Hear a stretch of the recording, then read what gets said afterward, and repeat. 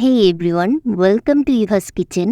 আমার আজকের recipe chicken momo. এটা খেতে যতটা মজা, বানানো ঠিক ততটাই সহজ। তাহলে শুরু করা যাক। এখানে লাগছে চিকেন কিমা।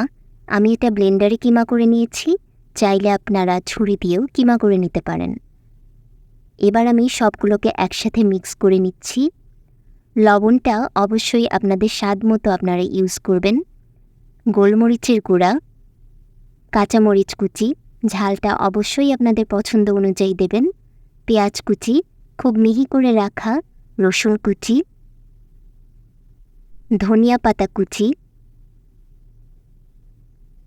আদা বাটা, চাইলে আপনারা আদা কুচিও এখানে ইউজ করতে পারবেন। সয়া সস, যেহেতু সয়া সসে অনেক লবণ থাকে তাই চেষ্টা করবেন অবশ্যই এখানে কম লবণ ইউজ করার। ভিনেগার। এবার আমি সবগুলোকে একসাথে মিক্স করে নিচ্ছি।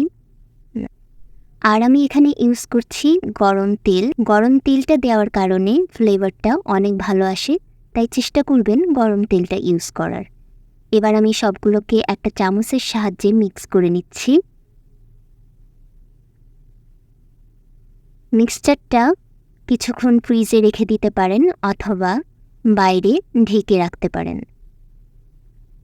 এবার আমি মোমোর জন্য ডোটা তৈরি করে নেব। আমি এখানে মোমোর ডো তৈরি করার জন্য ময়দা ইউজ করছি।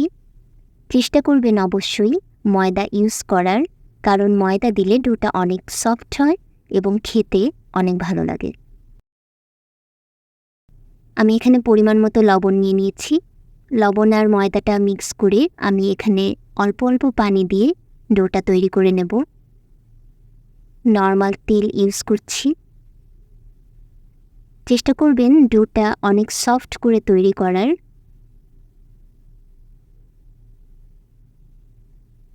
ডোটা তৈরি হয়ে গেলে আমি এটা ঢেকে কিছুক্ষণ রেখে দেব। মোমোর ডোটা সবসময় সফট করেই বানাতে হয়।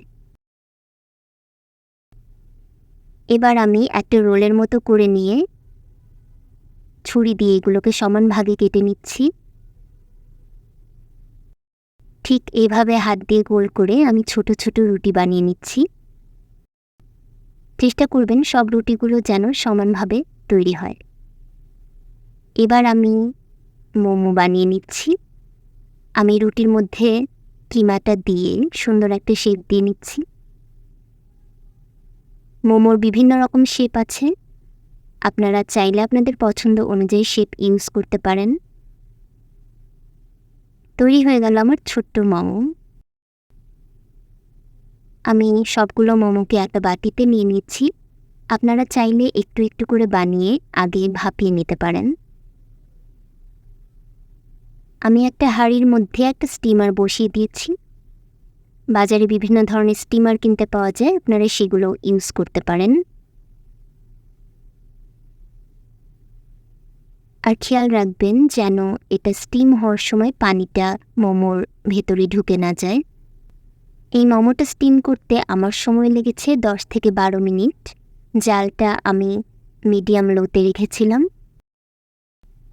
তৈরি হয়ে গেল মজাদার এবং লোভনীয় চিকেন মোমো। এটার ভেতরটা কতটা পারফেক্টভাবে তৈরি হয়েছে। আমার আজকের ভিডিওটি দেখার জন্য ধন্যবাদ। নেক্সটে দেখা হবে নতুন কোনো রেসিপি নিয়ে। ততক্ষণ ভালো থাকবেন, সুস্থ থাকবেন। আল্লাহ হাফেজ। দেখুন